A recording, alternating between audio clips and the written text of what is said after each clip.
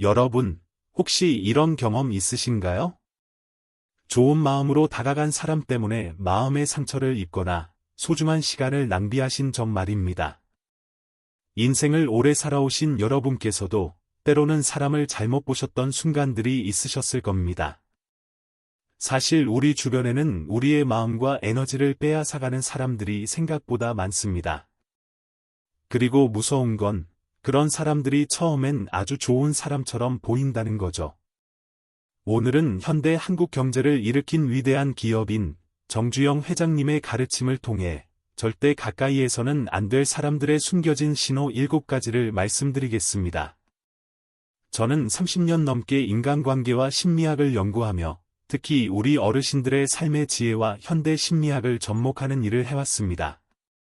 여러분도 아시다시피 정주영 회장님은 평생 수많은 사람들을 만나고 평가하셨던 분이십니다. 무일푼에서 시작해 세계적인 기업을 세우신 분이죠. 그분이 강조하셨던 것이 바로 사람을 보는 눈이었습니다. 저도 그 마음 잘 압니다. 평생 성실하게 사셨는데 잘못된 사람 하나 때문에 마음이 무너지는 경험 말입니다. 여러분, 인생에서 가장 중요한 건 뭘까요? 돈일까요? 건강일까요? 물론 둘 다 중요합니다. 하지만 정주영 회장님은 이렇게 말씀하셨습니다. 사람이 전부다. 좋은 사람을 만나면 인생이 풀리고 나쁜 사람을 만나면 모든 게 무너진다고요. 우리 나이가 되면 더 이상 인생을 낭비할 시간이 없습니다. 그래서 오늘 말씀드릴 7가지 신호는 여러분의 남은 인생을 지키기 위한 필수 지침이라고 생각하시면 됩니다. 첫 번째 신호는 항상 자기 이야기만 하는 사람입니다. 여러분, 주변에 이런 분 계시죠? 만나면 자기 자랑, 자기 고생담, 자기 불평만 늘어놓는 사람 말입니다.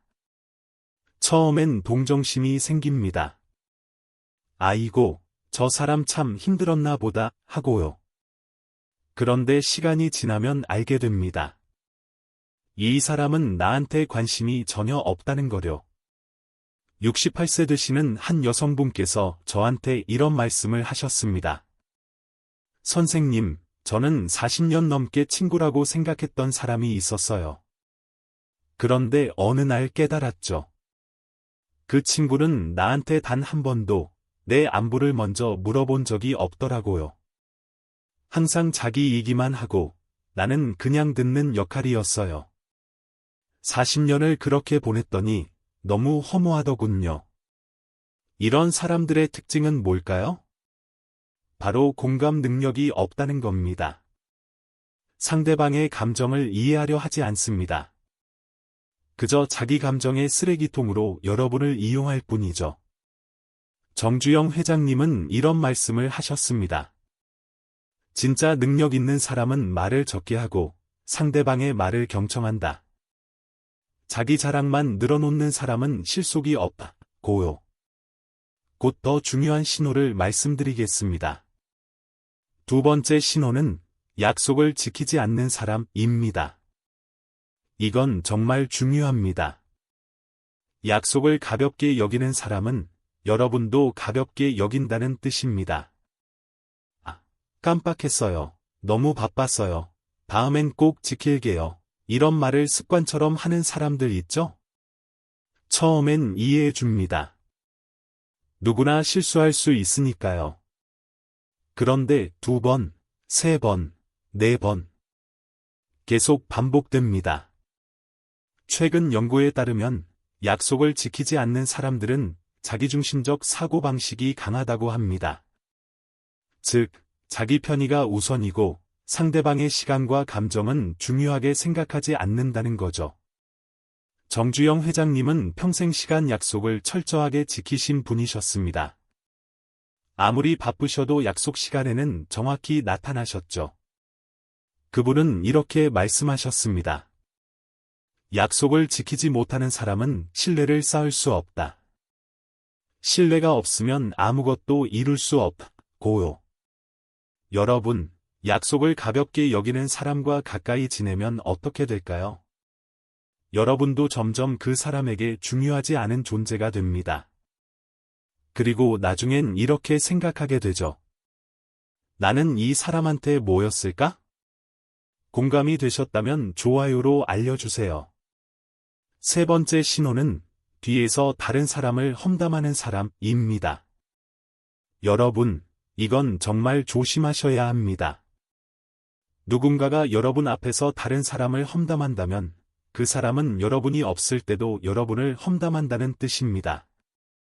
이런 사람들의 심리는 뭘까요? 심리학에서는 이미 밝혀진 사실입니다.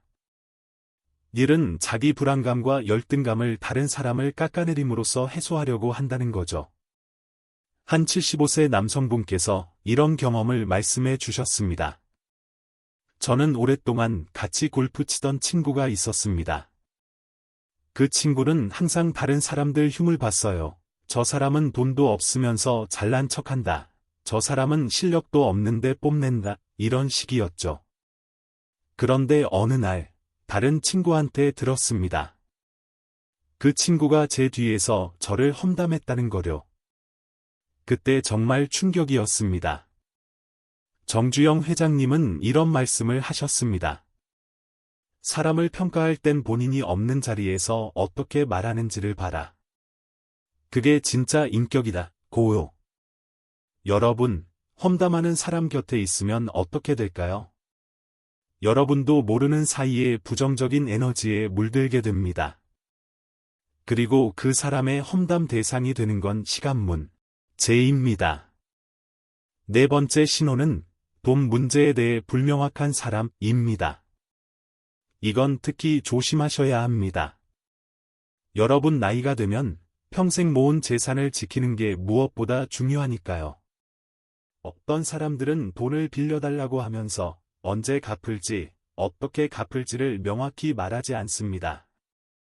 꼭 갚을게요. 조금만 기다려주세요. 이런 애매한 말만 반복하죠. 또 어떤 사람들은 함께 식사하거나 모임을 할 때 항상 계산을 피하려고 합니다. 화장실에 가거나 갑자기 전화가 왔다고 하거나요. 이런 사람들의 특징은 뭘까요? 바로 책임감 부족입니다. 돈 문제뿐만 아니라 인생의 모든 부분에서 책임을 회피하려는 성향이 강합니다. 정주영 회장님은 평생 돈에 대해 명확하신 분이셨습니다. 빌릴 땐 확실히 빌리고 갚을 땐 약속한 날짜에 정확히 갚으셨죠. 그분은 이렇게 말씀하셨습니다. 돈 문제를 명확히 하지 못하는 사람은 신용이 없다. 신용 없는 사람과는 어떤 관계도 오래가지 못한다. 고요. 여러분, 돈 문제에 불명확한 사람과 가까이 지내면 어떻게 될까요? 결국엔 여러분이 손해를 봅니다. 그리고 그 손해는 돈뿐만 아니라 마음의 상처까지 포함됩니다. 하지만 그 전에 중요한 질문이 있습니다. 여러분은 혹시 이런 사람들을 주변에서 발견하셨나요? 다섯 번째 신호는 감사할 줄 모르는 사람입니다. 여러분, 이건 정말 심각한 신호입니다.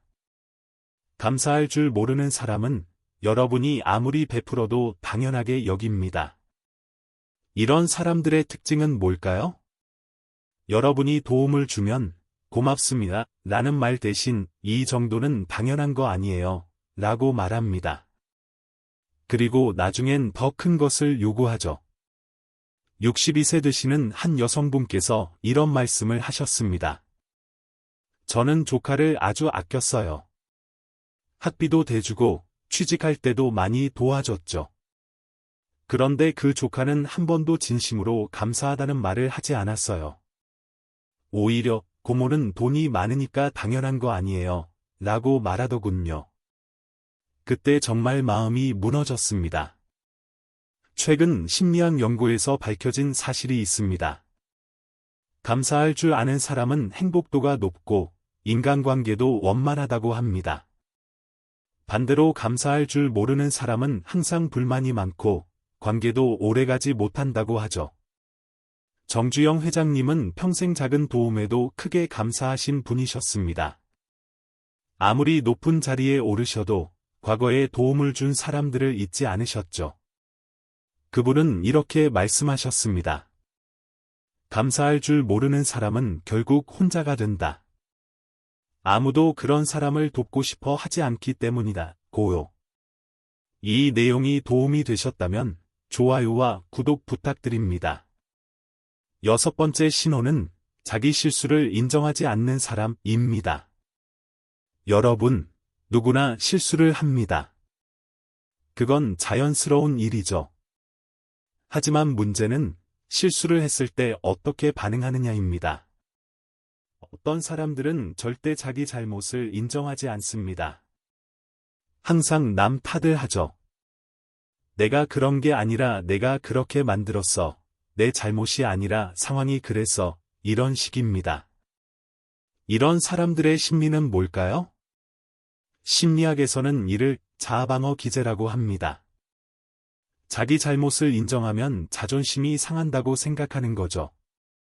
그래서 무조건 남 탓을 하고 책임을 회피합니다. 정주영 회장님은 자기 실수를 인정하는데 주저하지 않으신 분이셨습니다. 큰 사업 결정에서 잘못된 판단을 하셨을 때도 내가 잘못 봤다. 다시 하자라고 솔직하게 말씀하셨죠. 그분은 이렇게 말씀하셨습니다. 실수를 인정하는 건 약점이 아니라 강점이다. 그래야 성장할 수 있다. 고요. 여러분, 자기 실수를 인정하지 않는 사람과 가까이 지내면 어떻게 될까요? 언제나 여러분이 잘못한 사람이 됩니다. 그리고 관계는 점점 불평등해지죠. 7번째이자 마지막 신호는 여러분을 고립시키려는 사람입니다. 이건 가장 위험한 신호입니다. 어떤 사람들은 여러분을 자기만의 세계에 가두려고 합니다. 이런 사람들은 이렇게 말합니다. 다른 사람들은 다 가짜야. 나만 믿어. 그 사람들은 너를 이해 못해. 나만 이해해. 이런 식이죠. 처음엔 특별한 관심처럼 느껴집니다. 아, 이 사람은 나를 정말 소중하게 생각하는구나 하고요. 하지만 시간이 지나면 알게 됩니다. 이 사람은 나를 통제하려는 거라는 거요. 70세 되시는 한 남성분께서 이런 경험을 말씀해 주셨습니다. 저는 재혼을 했습니다. 그런데 그 배우자가 저를 점점 고립시키더군요. 친구들 만나는 것도 싫어하고 자식들하고 연락하는 것도 방해했어요. 나만 있으면 되잖아라고 말하면서요. 나중엔 정말 혼자가 됐습니다. 그때야 깨달았죠. 이건 사랑이 아니라 소유욕이었다는 거요. 정주영 회장님은 이런 말씀을 하셨습니다. 진짜 좋은 관계는 서로를 자유롭게 한다. 상대방을 묶어두려는 건 사랑이 아니라 집착이다. 고요. 여러분, 누군가가 여러분을 다른 사람들로부터 떼어놓으려 한다면 그건 사랑이 아닙니다. 그건 통제입니다. 여러분, 오늘 말씀드린 7가지 신호 중에서 어떤 것이 가장 마음에 와닿으셨나요? 혹시 이런 사람들을 주변에서 경험하신 적 있으신가요? 댓글로 여러분의 이야기를 들려주세요. 여러분의 경험이 다른 분들께도 큰 도움이 될 겁니다. 자, 그럼 이제 실천 방법을 말씀드리겠습니다. 오늘부터 이렇게 해보세요. 첫째, 매일 저녁 조용한 시간에 오늘 만난 사람들을 떠올려 보세요. 그리고 스스로에게 물어보세요. 이 사람은 나에게 에너지를 주었나, 아니면 에너지를 빼앗아 갔나? 둘째, 작은 노트를 준비하세요. 그리고 사람들과의 관계를 기록해 보세요. 누가 약속을 지켰는지, 누가 감사했는지, 누가 진심으로 내 안부를 물었는지요. 셋째, 한 달에 한 번 이 기록을 다시 읽어보세요. 그러면 패턴이 보입니다. 누가 나에게 좋은 영향을 주는지, 누가 나를 힘들게 하는지 명확해지죠. 이 3가지 실천법은 간단해 보이지만 여러분의 인생을 크게 바꿀 수 있습니다. 왜냐하면 우리는 우리가 함께하는 사람들의 평균이 되기 때문입니다. 여러분, 오늘 말씀드린 7가지 신호를 기억해 주세요. 첫째, 항상 자기 이야기만 하는 사람. 둘째, 약속을 지키지 않는 사람. 셋째, 뒤에서 다른 사람을 험담하는 사람. 넷째, 돈 문제에 대해 불명확한 사람. 다섯째, 감사할 줄 모르는 사람. 여섯째, 자기 실수를 인정하지 않는 사람. 일곱째, 여러분을 고립시키려는 사람. 이 신호들을 알아차리는 것만으로도 여러분은 많은 불행을 피할 수 있습니다. 정주영 회장님은 평생 사람을 보는 눈을 키우셨습니다. 그리고 그 지혜를 후세에 남겨주셨죠. 우리도 그 지혜를 배워서 남은 인생을 소중한 사람들과 함께 행복하게 살아가야 합니다. 이 영상이 도움이 되셨다면 좋아요 부탁드립니다. 이런 깊이 있는 내용을 더 원하신다면 구독과 알림 설정 부탁드립니다. 회원님들을 위한 특별한 콘텐츠도 준비되어 있습니다. 여러분, 인생은 한 번뿐입니다. 너무 늦어버리기 전에 나를 힘들게 하는 사람들과는 거리를 두세요. 그리고 나를 진심으로 아껴주는 사람들과 더 많은 시간을 보내세요.